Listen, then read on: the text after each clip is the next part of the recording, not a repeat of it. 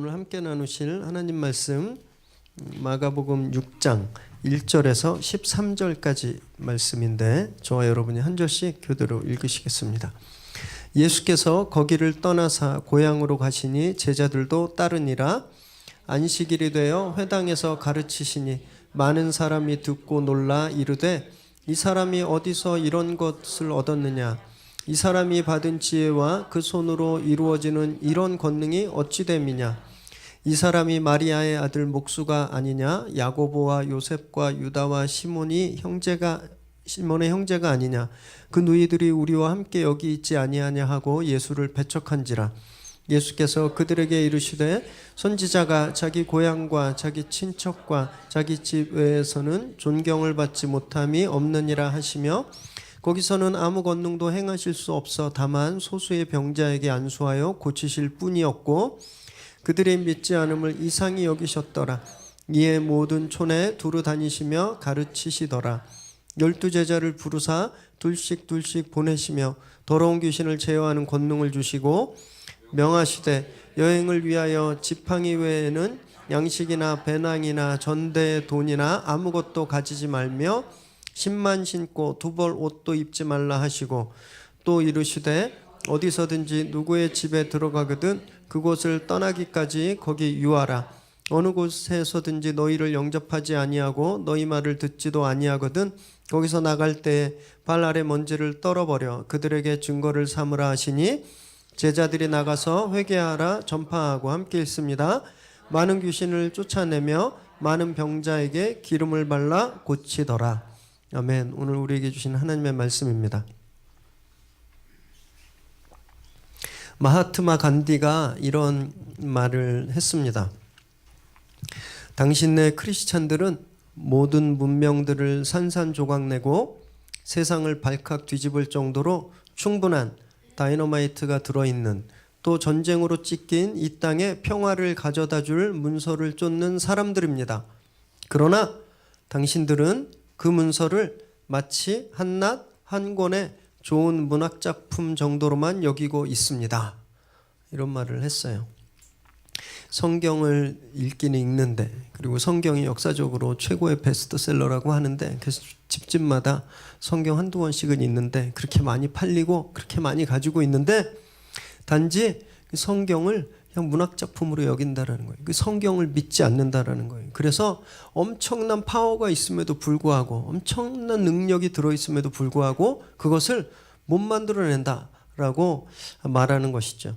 이 말씀을 이 이야기를 읽으면서 좀 많이 찔림이 왔었습니다. 성경에는 엄청난 스토리들이 다 담겨 있는데 실제 우리 삶엔 그런 일들이 하나도 안 일어나고 있거든요. 우리가 성경을 어떻게 보는가, 그것을 어떻게 믿고 있는가 심각하게 좀 반성해 보아야 할 필요가 있습니다. 오늘 새해 첫 주일이에요. 어떤 삶을 꿈꾸고 계시나요? 어떤 것을 꿈꾸세요? 이미 새해 계획표들을 다 세우셨죠? 그 목표들을 통해서 여러분들이 한 해 동안 무엇을 기대하고 계십니까? 단지 겨우 작년보다 조금 더 나아지는 걸 꿈꾸고 계시나요? 아니면 그냥 작년만큼만 돼도 좋겠다. 그냥 그런 비슷한 수준으로 별 문제 없이 그렇게 올 한 해를 보내시길 원하십니까? 그러면 간디가 딱 비판하는 그런 삶인 거예요.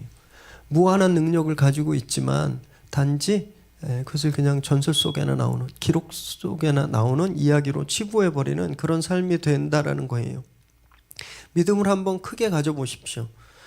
어쩔 수 없이 생존하는 게 아니라 겨우겨우 그냥 하루하루 이렇게 생존하는 것이 아니라 완전히 차원이 다른 삶을 한번 꿈꿔보시는 거예요. 우리 예수 믿는 사람들이잖아요. 예수 믿는 사람. 지금 우리가 마가복음을 묵상하면서 예수님이 어떤 일을 하셨는지 날마다 묵상해 봤거든요. 심지어 지난주 본문에서는요. 죽은 사람도 살리셨어요. 회당장 야이로의 딸을 달리다 쿰 해서 그 딸을 일으키셨습니다. 살리셨어요. 이런 기적은 그 누구도 행한 적이 없는 엄청난 능력이에요. 주님은 가시는 곳마다 그 기적의 다이너마이트를 계속 터뜨리고 다니셨어요. 저희가 그것을 꿈꿔야 되는 겁니다.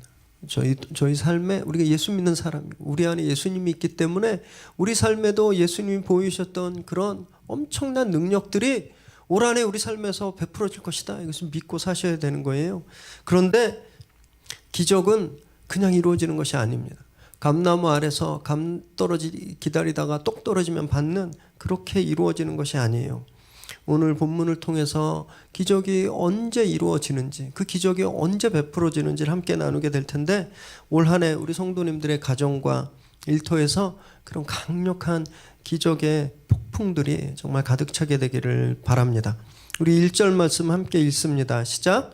예수께서 거기를 떠나사 고향으로 가시니 제자들도 따르니라. 주님이 2차 갈릴리 사역을 이제 마치셨어요. 그리고 고향으로 방문하게 되십니다. 그런데 예수님이 고향을 방문하시는 건 저희가 설이나 추석 때 이렇게 가족들이랑 고향 집에 어머니 아버지 방문하는 이런 단순한 방문이 아니었습니다. 왜냐하면 주님이 제자들과 동행하셨다라는 기록 때문에 그래요. 여기서 따르다, 제자들도 따르다라는 이 따르다는 그냥 주님 뒤를 쫄쫄 이렇게 따라가는 그런 팔로우라는 뜻이 아니라 뭔가 임무가 있었다라는 것을 가르쳐주고 있어요. 수행하면서 훈련하면서 쫓는다라는 의미가 이 단어에 들어있거든요. 그러니까 제자들은요, 예수님과 훈련받으면서 예수님을 따라 예수님의 고향에 간 거예요. 주님이 제자들과 고향으로 아울리치를 떠나신 겁니다. 마가복음에 이 고향의 지명이 나타나 있지 않은데 누가복음은 이곳이 어딘지 말해주고 있습니다. 누가복음 4장 16절 시작. 예수께서 자라나신 곳 나사렛에 이르사 안식일에 늘 하시던 대로 회당에 들어가사 성경을 읽으려고 서심해. 예수님의 고향 그것이 나사렛이라고 말하는 거예요. 나사렛. 원래 주님이 태어난 곳은 어디죠? 배로 시작하는 베들레헴. 베들레헴에서 태어나셨는데 복음서는 나사렛을 주님의 고향이라고 이야기하는 거예요. 왜냐하면 주님이 유년기부터 청년 때까지 공생애를 시작하기 전까지 이 나사렛에서 생활하셨기 때문에 그렇습니다. 이 나사렛은요, 갈릴리 지역에서 좀 떨어져 있는 변방에 위치한 시골 동네였거든요. 우리 지도를 한번 보실까요? 네. 여기 주님이 여기에서 계속 1차, 2차 갈릴리 사역을 하시다가 지금 나사렛으로 오신 거예요. 여기는 갈릴리 산간 지역입니다. 가버나움에서 약 한 40여 킬로 정도 떨어져 있고 예루살렘에서 한 134킬로 정도 떨어져 있는 아주 시골 마을이었어요. 저희로 치면 강원도 정선 어디쯤 있는 두메 산골 마을, 내비에 나오지도 않는 그런 동네, 그것이 나사렛이었습니다. 주님이 이 고향으로 가시면서 어떤 마음이셨을까 좀 생각해 보게 되었습니다. 어느 정도 좀 기대감이 있지 않으셨을까? 그런 생각이 들었어요. 이때는 이미 벌써 주님의 명성이 갈릴리 전역에 많이 퍼져 있을 때였거든요. 나사렛에 살고 있었던 가족들도 예수님의 소문을 들었을 정도였습니다. 고향 사람들은 이미 예수님에 대해서 듣고 있었어요. 지금까지는 갈릴리 일대를 돌며 사역하셨는데 이제 고향에 가서 당신과 함께 자랐고 놀았고 생활했던 친구들, 그 동네 어르신들, 그분들에게 천국 복음을 전하려고 가시는 거예요. 가벼운 흥분까지 주님이 느끼지 않으셨을까 이렇게 생각합니다. 지금도 그 산골 시골 마을에는요, 누가 고시에 붙으면 동네 난리가 났죠. 동네 입구에 김신혜, 장남 용정군, 몇 회 사법고시에 제 목사고시 붙었을 때 좀 그런 플랜카드가 걸리지 않았나 이런 생각을 드는데 이거 촥 하고 마을 사람들이 막 다 나와서 환영하는 거예요. 얼마 전에 인터넷에 올라온 사진을 봤는데 그 9급 공무원 시험 붙었다고 학교에 플랜카드도 붙어 있고 그렇더라고요. 성공하고 고향을 방문하는 걸 금이환양이라고 그러잖아요. 금빛 옷을 입고 정말 당당히 고향을 가는. 주님도 꽤 성공하신 분이었거든요. 주님도 굉장히 성공하신 분이었어요. 게다가 당시에 나사렛에서 무슨 선한 것이 나겠느냐 이런 말이 있을 정도로 이 나사렛은 굉장히 무시당하던 곳이었습니다. 무시당하는 곳. 그런데 그렇게 무시당하던 촌동네에서 당시 가장 핫한 선생님이 나온 거예요. 인기 폭발에, 지금으로 말하면 방탄소년단이 어디 강원도 정선 산골짜기에서 났다고 생각해 보세요. 그 사람들이 거기 방문하면 난리가. 얼마나 환영받으셔야 됐겠어요. 그런데 실제는 정반대였습니다. 2절과 3절 읽겠습니다. 시작. 안식일이 되어 회당에서 가르치시니 많은 사람이 듣고 놀라 이르되 이 사람이 어디서 이런 것을 얻었느냐? 이 사람이 받은 지혜와 그 손으로 이루어지는 이런 권능이 어찌 됨이냐? 이 사람이 마리아의 아들 목수가 아니냐? 야고보와 요셉과 유다와 시몬의 형제가 아니냐? 그 너희들이 우리와 함께 여기 있지 아니하냐 하고 예수를 배척한지라. 주님 고향에 가셔서 다른 지역에서와 마찬가지로 안식일에 회당에서 가르치셨습니다. 당신께서 고향에 방문한 목적이 바로 이거였기 때문에 그래요. 고향 사람들에게 천국 복음을 전하기 위해서. 그 가르침도 놀랍겠죠. 왜냐하면 복음서 곳곳에 주님이 회당에서 가르치실 때 사람들이 경악했습니다. 도대체 이런 가르침을 과거에 들어본 적이 없는데 이 권위가 어디에서 올까? 사람들이 놀랍고 사람들이 그 말씀을 잘 받아들였어요. 고향 사람들은 놀랐는데 그 놀라움은요, 타 지역 사람들과 전혀 다른 놀라움이었습니다. 지금 이 사람들이 굉장히 몹시 불쾌해하고 있는 거예요. 몹시. 2절과 3절에 3번이나 반복된 단어가 있어요. 그게 무엇이죠? 이 사람이.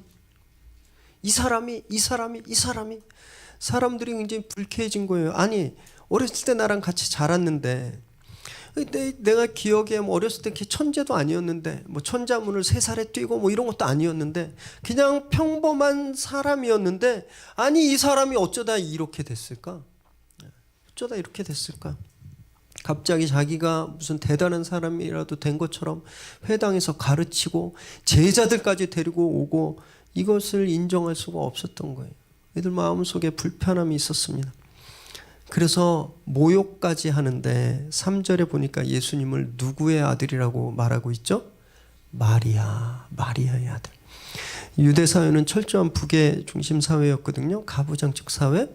그 사회에서 어떤 사람을 아버지의 아들이 아니라 어머니의 아들로 표현하는 것은 굉장한 모욕적인 언사였습니다.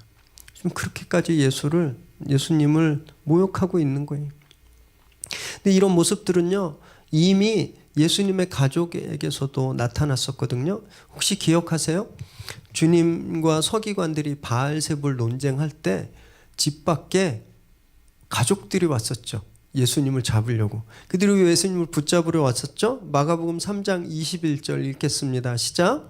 예수의 친족들이 듣고 그를 붙들러 나오니 이는 그가 미쳤다 하밀러라. 예수님의 가족도 그렇게 생각했던 거예요. 자기 형인 또 내 아들 예수가 지금 정신이 나간 거예요. 여기서 미쳤다는 건 악령에 사로잡혔다는 뜻을 가지고 있는데 지금 귀신 들려서 이러고 다니고 있다라고 생각했던 거예요. 그러니 동네 사람들은 어땠겠습니까? 아마 이 사람들은요, 유대교 리더십들이 퍼뜨린 예수는 바알세불 들렸다, 귀신의 힘을 사용해서 이런 기적을 행한다, 이런 가짜 뉴스를 그대로 믿었을지도 몰라요. 그래서 주님께서 회당에서 놀라운 하늘 복음을 가르쳐 주셨지만 자신들의 경험과 자신들이 들은 헛소문, 그것 때문에 그걸 받아들이지 못했습니다. 주님을 배척하는 거예요. 여러분, 이 사람들만 그런 게 아니라요, 저희도 그럴 때가 있습니다. 우리도 우리의 경험과 우리가 알고 있는 것, 그걸로 예수님의 능력을 가둬놓을 때가 있어요. 과학이 발전하고 기술이 진보하면 할수록 점점 더 그 경험에 갇히게 됩니다. 그래서 성경에 기록되어 있는 놀라운 일들이 내 삶에선 당연히 안 일어난다, 이렇게 생각하실 때가 많아요. 나사렛 사람들은요, 자기가 경험했던 어린 예수, 목수 예수, 평범한 청년 예수라는 그 기억을 벗어날 수가 없었죠. 그 안에 갇혀 있었던 거거든요. 그래서 예수님의 권위 있는 가르침이 그들에게 아무 영향도 끼칠 수 없었습니다. 여러분, 저희도 그래요. 내가 교회를 10년 다녔는데 별일 안 일어나네. 아무렇지도 않고. 내가 뭐 작정해서 40일 기도하고 작정해서 헌금도 해보고 내가 막 했지만 별거 안 일어나네. 해봐야 소용없네. 어떤 사역단체 가서 사역도 해보고 선교 훈련도 받고 막 이 교육과정을 다 이수했는데 그래도 별거 없네. 그런 경험들이 예수님에 대한 능력을, 주님이 행하실 능력들을 제한할 때가 되게 많다라는 거예요. 그래서 나도 옛날에 교회 다녀봤는데 헛수고야 이런 얘기를 한다라는 겁니다. 주님이 이들의 모습을 보시면서 탄식하셨어요. 탄식. 4절에서 6절 읽겠습니다. 시작. 예수께서 그들에게 이르시되 선지자가 자기 고향과 자기 친척과 자기 집 외에서는 존경을 받지 못함이 없느니라 하시며 거기서는 아무 권능도 행하실 수 없어 다만 소수의 병자에게 안수하여 고치실 뿐이었고 그들이 믿지 않음을 이상히 여기셨더라. 이에 모든 촌에 두루 다니시며 가르치시더라. 주님이 탄식하시면서 선지자가 고향에서는 존경받지 못한다, 이 격언을 말씀하시는 거예요. 자기들의 경험에 갇혀 있는 그들을 안타까워하고 계시는 거죠. 그래서 주님은요, 이례적으로 정말 처음으로 고향에서 병자 몇 명만 고치셨을 뿐 아무런 능력도 행하실 수 없었다, 이렇게 기록되어 있습니다. 여기서 질문이 생기는 거예요. 그렇죠? 예수님은 하나님이시잖아요. 하나님과 본체세요. 그런데 능력을 행하실 수 없다니, 하나님도 못하는 일이 있나? 이걸 어떻게 이해해야 할까요?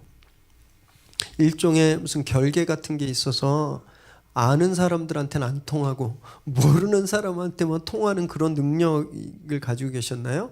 아니면 그 와이파이 공유기처럼 코앞에서는 빵빵 터졌는데 저쪽 건너방 가면 잘 안 터지는 뭐 이런 능력이었을까요? 그렇지 않죠. 주님의 능력은 완전합니다. 불가능이 없는 그런 불변한 능력을 가지고 계셨어요. 그럼에도 불구하고 5절에서 권능을 행하실 수 없었다라고 기록한 이유는 예수님의 능력이 미진했기 때문에, 예수님의 능력이 모자랐기 때문에, 그것이 불완전했기 때문에가 아니라 그 능력을 받는 사람들, 그들에게 초점을 맞추려고 했기 때문에 이렇게 기록하고 있는 거예요. 그럼 가정마다 다 수도관 있으시잖아요. 수도관. 다 수도관 있으시죠? 그런데요, 그 물을 사용할 수 있는 사람은 수도꼭지를 돌리는 사람뿐이에요.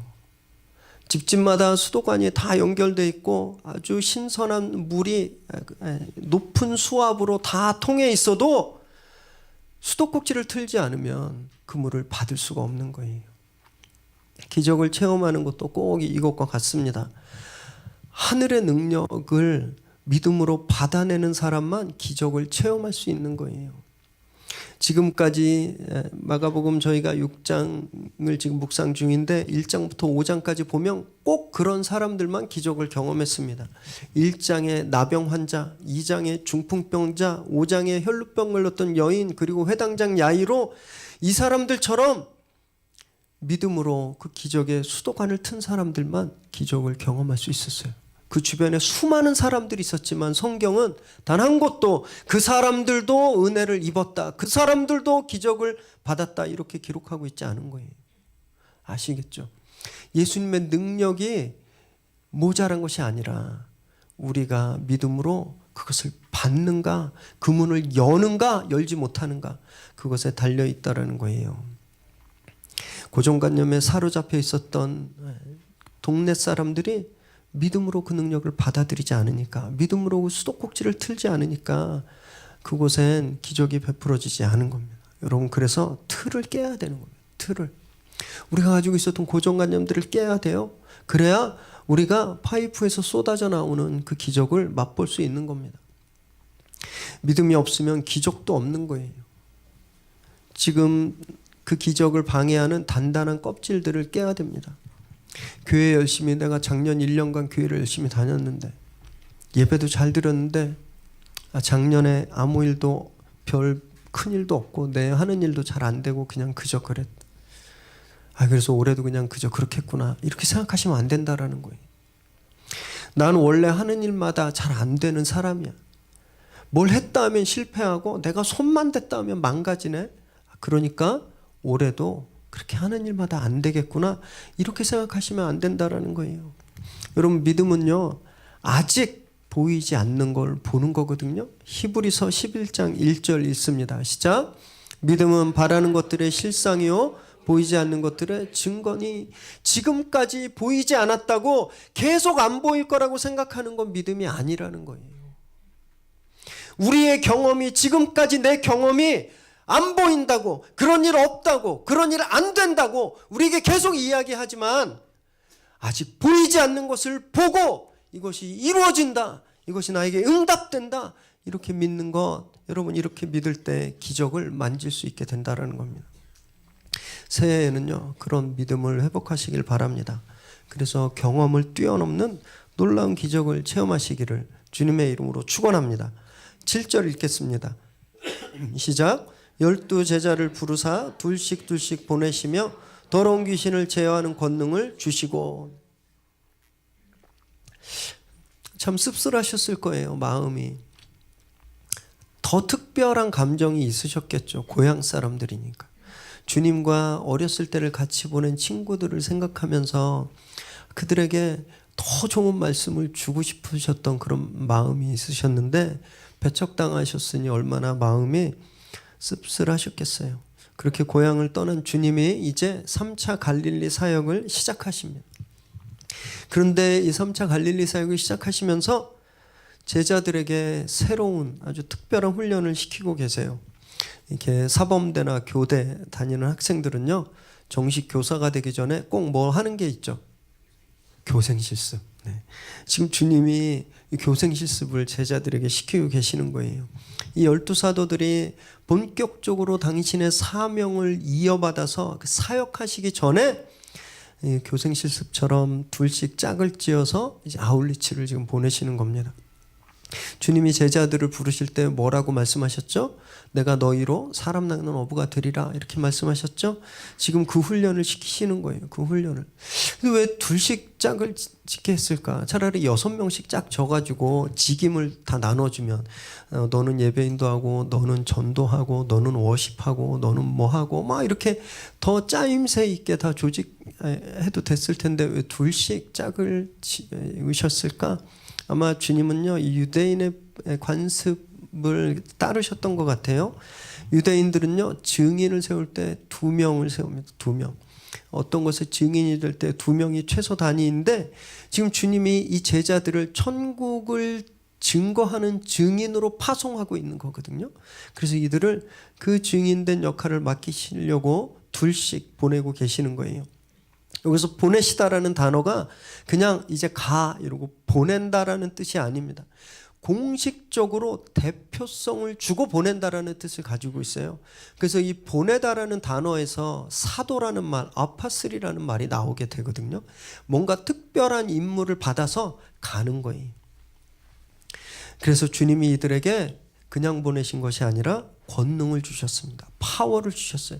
당신이 가지고 있었던 귀신을 쫓는 하늘의 권세를 그들에게 부여하셨어요.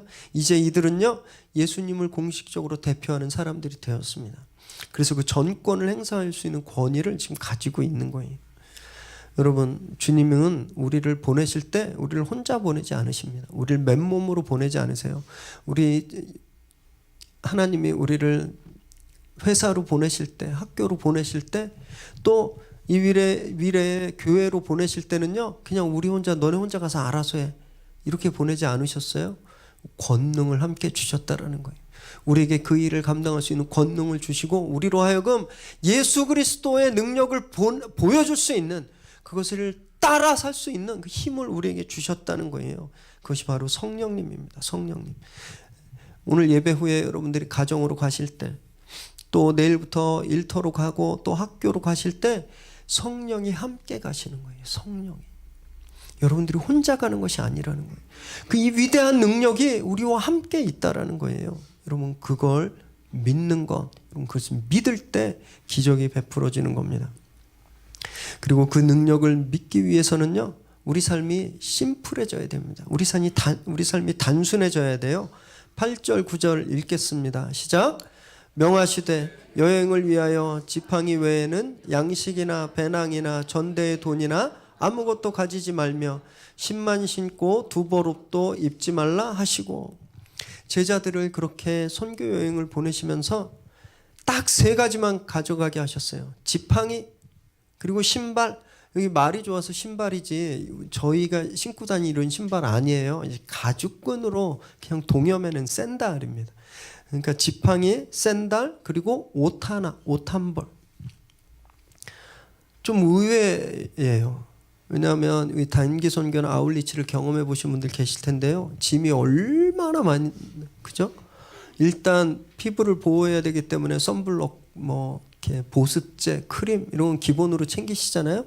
그리고 매일매일 갈아입으셔야 되니까 옷 다 매일매일 하나씩, 빨래를 못 하니까 다 가지고, 또 지치니까 힘드시잖아요. 사역하다 보면서 비타민, 영양제, 홍삼 말린 것부터 시작해서 아주 바리바리 다, 비상금에 카드까지 한 보따리 챙겨가요. 그게 우리의 아울리치잖아요. 그런데 지금 주님은요, 첫 실습을, 이전에는 가본 적이 없었어요. 첫 실습을 떠나는 제자들에게 다 금지시키는 거예요. 심지어 음식도 가져가지 말라 그러는 거예요. 제가 한번 상상해 보았어요. 주님이 저희 교회 딱 오셔서, 너 집에 옷 몇 개 있어? 한 20개 되는데요. 다 버리고 한 벌만 남겨. 신발은 한 5켤레 있는데요. 다 버리고 한 켤레만. 또 주머니 있는 거 다 내놔. 다 주님이 걷어가시고 그냥 그렇게 맨몸으로 우리를 내보낸다고 생각해 보세요. 난리가 나죠. 주님, 제가 2통이 있는데 타이레놀은 좀 가져가야 되지 않겠습니까? 그리고 거기 가면 바이러스나 박테리아도 있는데 좀 이 비상약은 좀 챙겨야 되잖아요. 그리고 혹시 못 돌아올 수도 있으니까 신용카드는 좀 가져가야 되지 않나요? 저희 다 그렇게 말할 거예요. 12절 보니까 제자들은요, 말 한마디 없습니다. 그냥 가라 그러니까 바로 가는 거예요. 바로. 놀랐어요. 왜? 제자들이 이런 사람들이 아니거든요. 이 사람들은 계속 의심하고 계속 딴 생각하고 딴 얘기하던 분들인데, 오늘 이 순간에는요, 주님이 아무것도 가지지 말고 그냥 움직이는데 필요한 것만 가지고 가라 했는데 그들이 아무 소리 없이 순종해서 갔습니다. 왜냐하면 주님이 그들에게 부여하신 하늘의 권능을 믿었기 때문에 그래요. 믿었기 때문에. 제자들도 다 경험이 있었을 거 아니에요? 샌들 신고 가다가 한 며칠 가면 닳아가지고 또 새 신달로 갈아 신어야 되는 거 그들 다 경험해 봤을 거예요. 아침에 떠나면 점심때쯤 되면 배고프다는 거 다 경험으로 알았겠죠. 그러면 샌달이 닳고 배가 고프면 음식을 사 먹고 신발도 사야 되니까 돈이 필요한 것, 여러분 이것이 다 그들이 경험해 왔던 팩트예요. 그들이 그것을 경험해 왔었습니다. 그런데 제자들이 믿음을 가지니까 그 경험을 뛰어넘어 버린 거예요. 여러분, 고향 사람들과 정반대죠. 고향 사람들은 자기의 경험 때문에 믿음을 제한해 버렸잖아요. 그런데 제자들은요, 믿음으로 그 경험을 초월해 버린 거예요. 여러분, 이것이 믿음이라는 겁니다. 경험에 갇히는 것이 아니라는 거예요. 한 가지 더 중요하게 살펴보아야 될 것은요, 이 제자들이 그럼 과거에 이래 본 적이 있었는가라는 거예요. 제자들이 전에도 가서 귀신을 쫓고 병을 고쳐본 적이 있었는가? 한 번도 없었습니다. 한 번도 그래 본 적이 없었던 사람들이 자기들 손으로 귀신을 쫓거나 병을 낫게 본 적이 없었어요. 그런데도 이들이 지금 순종하고 있는 거예요. 믿음 때문에. 자기들도 주님과 같은 능력을 받았다고 믿으니까 생필품도 과감히 포기할 수 있었던 거예요. 여러분, 그래서요, 기적 자체가 믿음을 주는 게 아니에요. 믿음이 기적을 만드는 겁니다. 사람들이 비아냥거리면서 이렇게 얘기하는 사람들도 있어요. 하나님이 어디 있어? 하나님이 있다면 저 하늘에 큰 손가락이 딱 나타나가지고 I am God, 나는 하나님 믿어라 이렇게 하나님이 하늘에 크게 한 방울만 쏘주면 사람들 다 믿을 텐데 괜히 뭐 교회 만들고 사람들 보내서 전도하게 하고 그래도 안 믿고 하나님이 없으니까 그러지. 하나님이 있으면 하늘에 그렇게 글을 써보라 그래. 그런 기적을 베풀어 보라 그래. 그럼 다 믿지 이렇게 얘기하는데 천만의 말씀이 믿음이 없으면 기적을 봐도 믿을 수가 없는 겁니다. 기적을 베풀어도 사람들이 믿지 않아요. 나사렛 사람들이 그랬잖아요. 믿음이 없으니까 주님이 자기들 앞에서 권능을 행하고 권세 있는 말씀을 해도 믿지 않고 배척했거든요.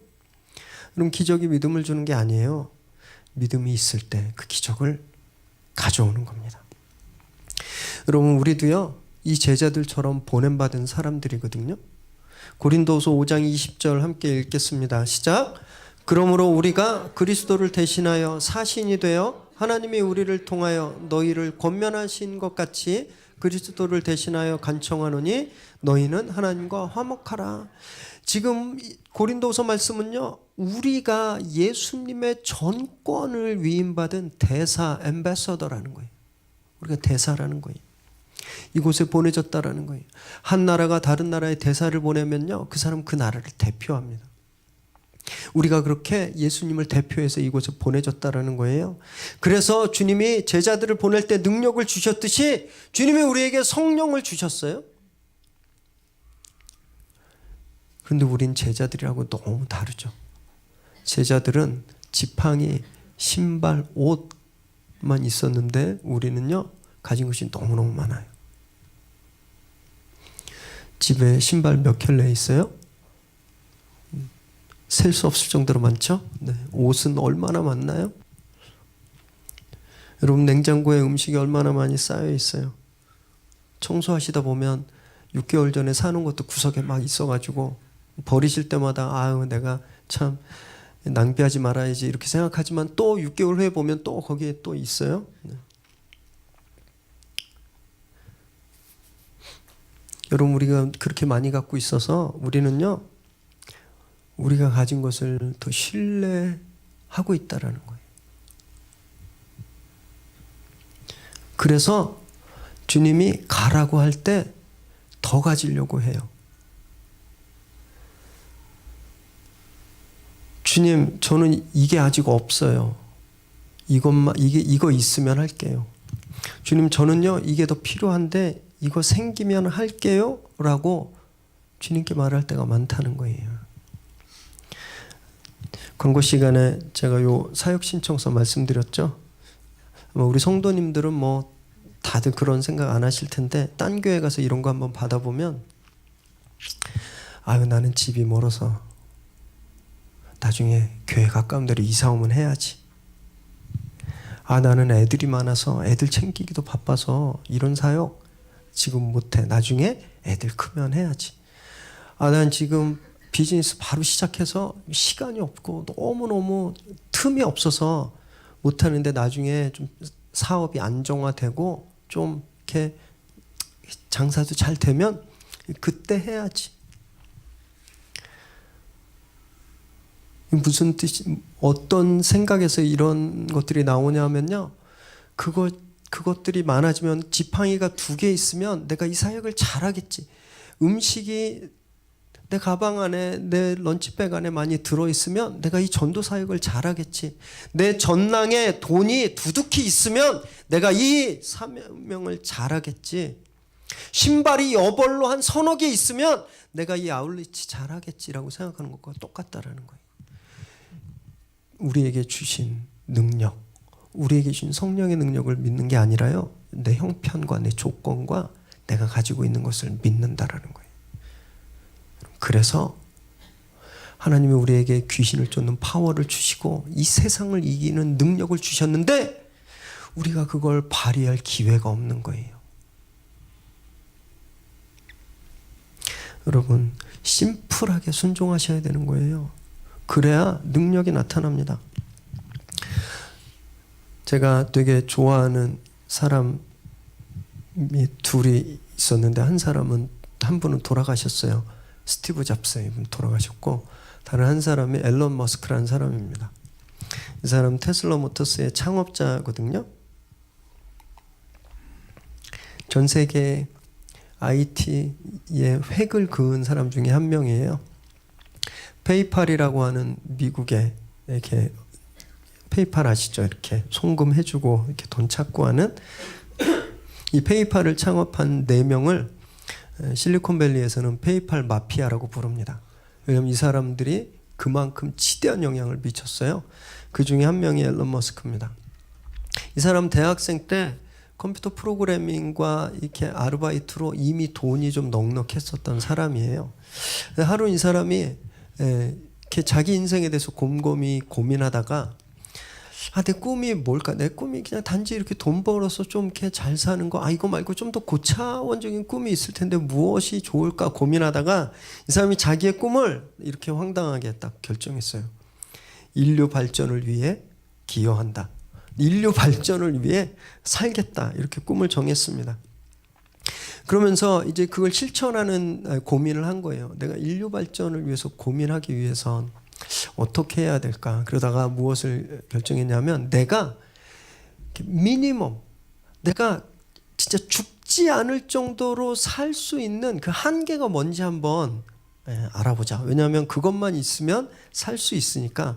그래서 이 사람이 하루에 1달러로 살기를 작정해요. 한 달간 하루에 1불로 살아보자. 처음에 이게 진짜 될까? 살 수 있을까? 이런 두려움도 있었고 의심도 있었대요. 그런데 3일을 1불로 사니까 살 수 있겠다 생각이 됐답니다. 그로서리 가서 이렇게 거의 막 물처럼 다 썩기 직전에 오렌지, 바나나 10센트 주고 사와서 그거 먹고 빵도 굳어서 버리기 직전에 빵을 몇 센트로 사오고 그랬더니 한 달을 진짜 매일매일 1불로 살 수 있겠더래요. 그래서 결정을 딱 했대요. 나는 하루에 1불만 있으면 사는구나. 나머지는 다 인류 발전을 위해서 올인. 여러분 그래서 그가 페이팔로 이베이에 인수시키면서 그 받았던 돈을요 다 쏟아 부었어요. 그게 전기 자동차 개발 산업이었습니다. 그래서 테슬라 전기차가 지금 자동차 만드는 회사가 아니에요. 테슬라는 그 사람은. 근데 이 세계 어떤 자동차 메이커도 보다도 먼저 선점했습니다. 지금은 이 사람이 뭐 하는지 아세요? 그 수익금을 다 어디다 붓는지 아세요? 우주산업. 스페이스X라는 민간 우주 기업을 만들었어요. 2002년도에. 그래서 2015년에 처음으로 보통 우주로 나가면 로켓 추진차가 확 나가잖아요. 그리고 이 로켓은요. 우주비행선은 우주로 보내고 로켓은 그냥 떨어져서 폐기돼요. 고물이 되거든요. 처음으로 2015년에 그 우주 로켓을 회수했습니다. 회수했어요. 처음으로 성공했어요. 그래서 펠콘 9이 그것을 성공했고 2017년에 무려 22번의 우주 발사를 했어요. 한 달에 한 번에서 2번을 계속 쏘아 올리고 있어요. 지금도. 여러분 이것은요 엄청난 돈이 들어가는 일이에요. 자기가 벌었던 걸 다 쏟아붓습니다. 투자받은 거 다 쏟아부어요. 자긴 1불만 있으면 사니까 다 쏟아붓는 거예요. 이 사람의 목표가 뭔지 아세요? 사람들이 달나라 여행을 가게 만드는 거. 그래서 달나라 여행 가서 인류가 좀 더 행복해지고 달나라 간다고 좀 행복해지는지 잘 모르겠지만 그걸 꿈꾸는 거예요. 놀랍죠? 여러분 능력은요 가질 때 생기는 게 아니에요. 능력은 내 주머니가 두둑할 때 생기는 게 아닙니다. 사람들을 감동시키고 사람들에게 도전을 주고 세상을 변화시키는 능력은 오히려 버릴 때 나오는 거예요. 버릴 때. 여러분 그 이야기가 성경에도 빼곡히 들어있어요. 모세라는 사람은요 왕궁에서 왕자로 살았습니다. 당시 고대 근동의 아주 큰 나라였던 이집트의 왕자로 없는 것 없이 살았던 사람이었어요. 많은 것을 가진 왕자였어요. 그런데 그는요 그렇게 다 가졌을 때 살인자밖에 될 수 없었습니다. 그런데 그가 가진 것을 다 잃고 광야에서 아무것도 없는 목동이 되었을 때 그때 하나님이 그를 부르셨어요. 그래서 이스라엘 역사상 가장 위대한 리더로 그를 세우셨거든요. 다윗은요, 왕으로 기름 부음 받았지만 왕궁에서 생활할 수 없었습니다. 십수년간을 광야에서 도망자 신세가 되었어요. 도망자 신세. 그때 하나님이 그를 왕으로 세우신 거잖아요. 그래서 최고의 왕국을 이루게 하셨어요. 교회는 어떤지 아세요? 초대교회. 초대교회는요, 지금 교회들에 비해서 너무너무 초라했습니다. 건물도 없었어요. 가진 것도 없었어요. 그런데 그들은 아무것도 없었는데 모일 때마다 기적이 일어났어요. 모일 때마다 사람들이 회복하고 병이 낫고 하나님의 은혜를 경험했습니다.